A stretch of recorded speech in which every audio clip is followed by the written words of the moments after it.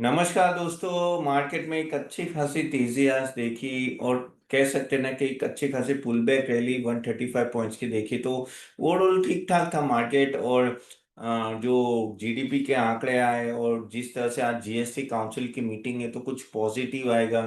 उस सब चीज़ों की वजह से आई थिंक थोड़ा पॉजिटिव सेंस है। प्लस जो एससीओ मीटिंग में इंडिया, रशिया और चाइना की जिस तरह के बातचीत हुई, मोदी जी, जिनपिंग और पुतिन साहब के जो नो कह सकते हैं कि तीनों की यारी दोस्ती दिखाई दे रही, तो उससे भी थोड़ा लग रहा है कि आगे जाके कहीं ना कहीं मार्केट सेंटीमेंट उस तरह से ठीक हुआ है। ऑफ कोर्स ट्रम्प को बिल्कुल ही अच्छा नहीं लगा है। ट्रम्प ने जिस तरह से बाद में ट्वीट पे ट्वीट डाला है कि ना इंडिया बहुत ही एक्सप्लॉइट कर रहा है ना अभी तक ना, जिस तरह से वन वन साइडेड पूरा ट्रेड किया हुआ है और हमेशा यूएस को प्रॉब्लम में रखा है और ये वो करके ऊपर से आज उन्होंने एक दूसरा भी बोल दिया। अगर आपने ट्वीट देखी होती तो उन्होंने बोला कि भाई रशिया और जो नॉर्थ कोरिया के वहाँ जो नाम भूल गया उनका जो है लीडर, वहाँ जाके बैठे हुए चाइना का आज परेड थी। तो एंड में उन्होंने लिखा कि they actually trying to defame US and all. अब इतने बड़े प्रेसिडेंट होके भी इस तरह से बोलते हैं, लेकिन वैसे ये ट्रम्प साहब कुछ भी बोल सकते हैं। और एक तरह से ना उन्होंने पूरी वॉर छेड़ दी है। और यहाँ इंडिया, चाइना और रशिया थोड़े पास आ रहे हैं, तो वहाँ उनको टेंशन हो रही है। काफी सारे वहाँ की इकोनॉमिस्ट बोल रहे हैं कि ये एक्चुअली ये बचाना चाहते हैं, ये होना नहीं होना चाहिए था। क्योंकि यूएस का कह सकते हैं वर्चस्व तभी रहेगा जब वो इंडिया और चाइना एक साथ ना मिले और इंडिया को चाइना का सब्सिट्यूट बना के रखे। खास करके रशिया, चाइना और इंडिया तो ना मिले, लेकिन वही हो रहा है। तो कहीं ना कहीं दिक्कतें यूएस के लिए भी बढ़ रही है और हमारी दिक्कतें भी है, क्योंकि अब वो एक्सपोर्ट नहीं हो रहा है। तो कहीं ना कहीं जो भी सेक्टर है प्रॉब्लम है, वो आगे जाके कहाँ एक्सपोर्ट कर पाएंगे वो देखना पड़ेगा। तो वो हिट आएगा इस क्वार्टरली रिजल्ट्स में, जो कह सकते हैं कि फर्स्ट वीक ऑफ अक्टूबर से चालू होगा। तो वो हमें देखना पड़ेगा। उसके वजह से ही आप कह सकते हो कि जीडीपी के जो आंकड़े थे, पहले बताया गया कि अराउंड 7.8% है, लेकिन नेक्स्ट एक दो क्वार्टर में ये बेसिकली इसका इम्पैक्ट आएगा एक्सपोर्ट का, कि इसके वजह से अभी भी जो एस्टिमेट है पूरे साल का 6.5% से ज़्यादा बढ़ नहीं रहा है। तो क्या मार्केट अभी तेजी में आएगा? तो ऐसा लग नहीं रहा है, लेट बी ऑनेस्ट। क्योंकि जिस तरह से मार्केट जा रहा है ना, जिस तरह से न्यूज़ आ रही है, ऊपर से ये ट्रम्प टैरिफ का इशू तो खड़ा ही है, तो आगे जाके अभी भी विजिबिलिटी नहीं आ रही कि मार्केट कहाँ जाएगा। और दोनों तरफ है प्रोज एंड कॉन्स। लेकिन अगर एक दो महीने में कुछ ये टैरिफ एंड में कुछ होता है तो हमें देखना है, क्योंकि अभी यूएस बिल्कुल ही नाराज है इंडिया से और मोदी साहब भी बिल्कुल ही नाराज है यूएस से। एक तरह से जंग छेड़ दी है उन्होंने भी। और रूपी भी जिस तरह से वो कहते हैं ना कि कहते हैं कि ओपन कर दिया ब्रिक्स कंट्री के लिए। ये सब चीजों से तो लग रहा है कि इतनी जल्दी समझौता नहीं हुआ। जो पीयूष गोयल साहब ने बोला कि नवंबर एंड तक शायद ट्रम्प के साथ, यानी ट्रम्प ने यूएस के साथ डील हो सकती है। तो अभी यार नवंबर, अभी तो हम लोग सितंबर आए, अक्टूबर, 2 महीना तो प्रॉब्लम में रहेंगे। और नवंबर में भी देखो किस तरह से डील होती है। तो काफी सारी चीजें जो फेवर में नहीं आए, तो इसके वजह से ये जो सेक्टर्स है, ज्वेलरी ले लो या टेक्सटाइल ले लो या केमिकल, और या तो आप कह सकते हैं सी फूड्स और वो सब जो काफी हद तक एक्सपोर्ट है, तो उनका तो बिजनेस तो चौपट हो गया ना। तो उसके लिए हम जो बोल रहे हैं कि और 40 कंट्री में एक्सपोर्ट करेंगे, तो उसका ऐसे इतना इजी नहीं होता है एक्सपोर्ट करना ना, इट टेक्स टाइम। तो वही चीज हमें देखनी पड़ेगी। और अभी का जो इन्फ्लेशन, अभी जो जीडीपी डेटा है, वो भी ऐसा नहीं है कि भाई आप बोलो कि ये कैरी फॉरवर्ड होगा, क्योंकि जो डिफ्लेटर है ऑलमोस्ट 1.9% है। और क्योंकि लो इन्फ्लेशन बेस था इसलिए ये आया है, तो आगे जाके ये सस्टेन होगा कि नहीं वो एक प्रॉब्लम में है। और बस मेन है कि क्या ये जीएसटी काउंसिल में तीन आज और कल में जो आ रही है, काफी सारी बातें चली, इतना रेट कट होगा, वो होगा। कब ये इम्प्लीमेंट कर रहे हैं, कितना जल्दी वो इम्प्लीमेंट कर सकते हैं, वो बहुत ही दिक्कत इम्पोर्टेंट रहेगा। क्योंकि फेस्टिवल सीजन अच्छा जाना चाहिए। जो आप ऑटोमोबाइल्स के नंबर देखिए तो टू व्हीलर्स के नंबर ज्यादा अच्छे थे, बहुत ही बढ़िया थे। अगर देखो टीवीएस के देखो, इवन अगर आप हीरो होंडा के देखो, बजाज के भी ठीक ठाक थे। ओला और वो सब तो एथर तो भाग रहे थे लिटरली। ईवी में तो जबरदस्त ऑलमोस्ट मीडियम 30% से ज्यादा ग्रोथ था। तो फोर व्हीलर में थोड़ा सुस्त था, लेकिन आगे जाके ठीक चीजें ठीक होगी। M&M का बहुत ही अच्छे नंबर्स आए थे।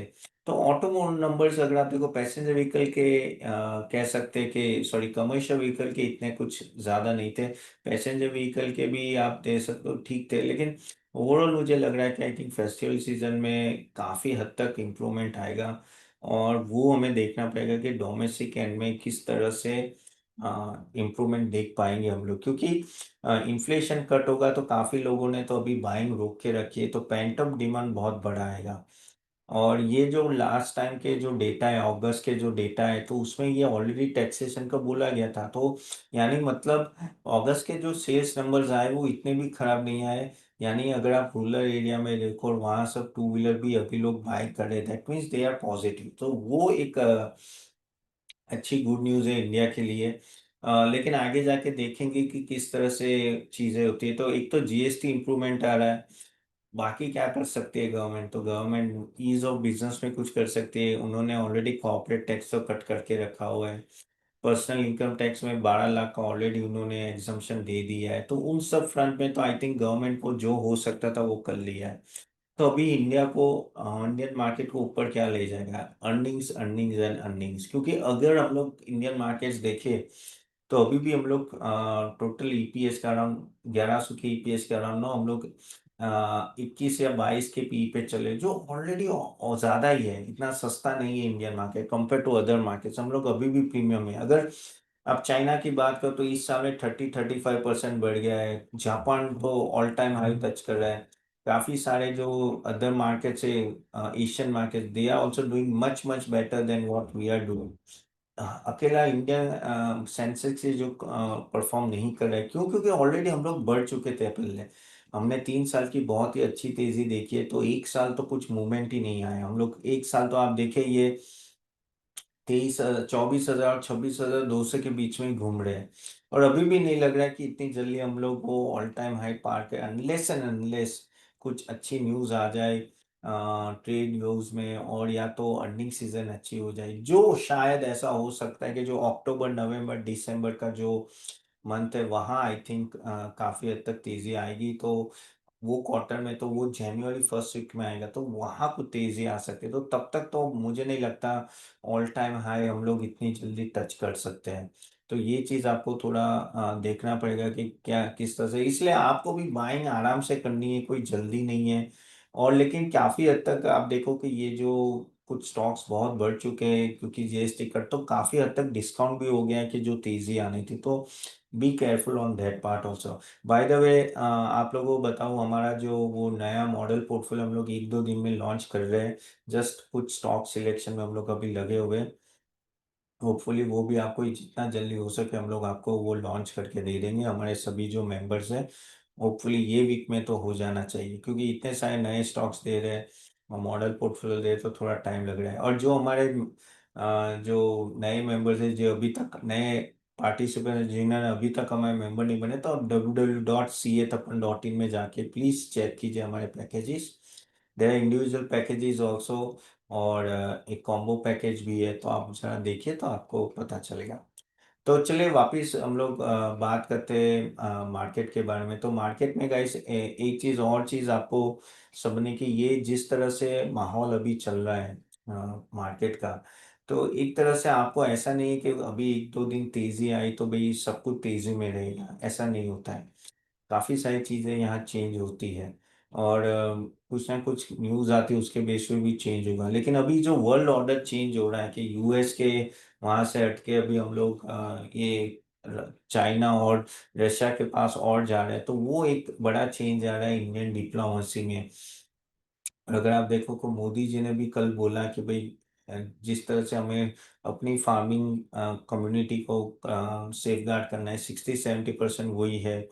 और एक तरह से ना ट्रम्प वही है कि डिक्टेटर बनना चाहते हैं कि वो बेसिकली आप हमारे लिए ओपन कीजिए। और नो जिस तरह से अगर आप देखो तो काफी हद तक गुस्से भी, जयशंकर जी ने भी काफी हद तक बोला है कि भाई हमसे ऑयल लेना है, मत लेना है तो मत लो, या क्यों ले रहे हो। और ट्रेड होता है यार, हर जगह ट्रेड होता है। अगर रशिया और इंडिया के बीच में ट्रेड होता है तो ऐसे हर एक कंट्री एक दूसरे कंट्री के साथ ट्रेड करती है। प्रॉफिट होगा तभी लोग करेंगे ना, ऐसे तो कोई करेगा नहीं। तो ठीक है, अभी वो अपनी फिलोसॉफी पे लगे हुए, अभी आगे देखते हैं क्या क्या होता है। लेकिन हाँ, सिचुएशन इतनी अच्छी नहीं है यूएस के रिलेशन पॉइंट ऑफ व्यू से, I think one of the lowest है। लेकिन क्या हम लोग यूएस के बिना चल पाएंगे? तो वो भी नहीं है, यूएस के बिना चल भी नहीं पाओगे, क्योंकि काफी हद तक यू नीड फाइनेंस कैपिटल, जो यूएस से काफी आ रहा है। हमें एक चीज कर सकते हैं कि हम लोग चाइना का दरवाजा ओपन करके डिप्लोमेसी लाके वहाँ का फंड यहाँ ला सकते हैं। और ऑफ कोर्स कुछ डिस्ट्रिक्शन लगा के ये सब करके no we can bring that fund. और ऑफ कोर्स काफ़ी सारे डिस्ट्रिक्शन लगा सकते हैं, क्योंकि at the end of the day हमें भी पता है चाइना कैसा कंट्री है, लेकिन वी नीड दैट एंड अभी जो अभी की जो हालत है, तो उसमें तो हमें कैपिटल की ज़रूरत है। एफडीआई अगर आप देखो तो इतना ग्रो नहीं हो रहा है, प्राइवेट कंजम्पशन धीरे धीरे ग्रो हो रहा है, गवर्नमेंट काफ़ी हद तक स्पेंड करी है, तो वो एक अच्छी चीज़ है। लेकिन जो एफडीआई भी ग्रो होना चाहिए, लोगों को इंडिया में जाके इन्वेस्ट करना चाहिए, तभी जाके इंडिया ग्रो होगा। तो ये चीज़ भी no one has to understand. So let's see किस तरह से चाइना से डील होता है। यूएस में तो टाइम लगेगा, लेकिन तब तक ये मार्केट एक रेंज बाउंड में रहेगा। तो मार्केट क्या ऑल टाइम हाई टच करेगा? मुझे थोड़ा डाउट लग रहा है। It will take some time, maybe first week यानी जनवरी टू मार्च क्वार्टर में अगर रिजल्ट सब अच्छा हुआ, तो मेरे को ऐसा लग रहा है कि तब हम लोग शायद ऑल टाइम हाई टच कर पाए। I think that will be much much better position, but yes we have to hope for the best. यहाँ से क्या होता है। और आपके कोई क्वेश्चन है तो ज़रूर कमेंट बॉक्स में डालिएगा। मैं लास्ट जो कुछ क्वेश्चंस थे मैं ज़रा उनके आंसर दे देता हूँ। जस्ट अ मिनट, मीनवाइल आप अपने कमेंट बॉक्स में डाल दीजिएगा, I I do answer that, okay. Just a minute, sorry मैं ओपन करना भूल गया था। एंड हाँ, नेक्स्ट सेशन के लिए गाइस मैंने लिंक दी है कमेंट बॉक्स में, उससे आप वो ज़रूर अटेंड कीजिएगा, ओके। तो चलिए, क्वेश्चन है जय माता दी, हर हर, why Reliance share price not appreciating since few years? Well देखो, रिलायंस का काफ़ी हद तक ये जो O2C में प्रॉब्लम हो रहा था, क्योंकि ऑयल प्राइसेस नीचे थी, और जो कह सकते हैं ना कि वैल्यू अनलॉकिंग नहीं हुई अभी तक रिलायंस जियो की और रिलायंस रिटेल की। तो रिलायंस जियो का नेक्स्ट जून तक क्वार्टर में आई थिंक डीमर्जर होगा, तो आई थिंक वो एक पॉजिटिव पॉइंट है, तो वहां से आई थिंक चीजें चेंज हो सकती है। So hope for the best I think. लेकिन अगर ये होए तो हरक जी आप जरूर इसको रखेगा अपने पास। एंड संजय चौधरी बोले कि क्या हमें रिलायंस के शेयर मिलेंगे डीमर्जर के बाद? 100% मिलेंगे, इसलिए तो डीमर्जर होता है। तो जो जो के पास रिलायंस होते हैं उनको भी वो शेयर्स मिलते हैं, तो ऑफकोर्स वो आपको मिलेंगे। अजय वेद पाठक बोले वैल्यू अनलॉकिंग कैसे होती है, हर अलग से वीडियो बनाए, जैसे डी में जस्ट स्पिन ऑफ होता है टू वैल्यू। ठीक है, पक्का हम लोग, मैं ट्राई करूंगा उसको अजय जी एक नया वीडियो बनाने का। वन मोबाइल डब्ल्यू के क्या करे? अभी होल्ड कीजिए उसको, अगर आपके पास है तो होल्ड कीजिए। Very good analysis Firoz Khan, thank you very much. I think इतने ही क्वेश्चन है, so thank you very much guys. आपके कोई क्वेश्चन है तो जरूर लिखेगा, I will do answer that. और हम लोग नेक्स्ट वीडियो में मिलते हैं, see you then, bye bye.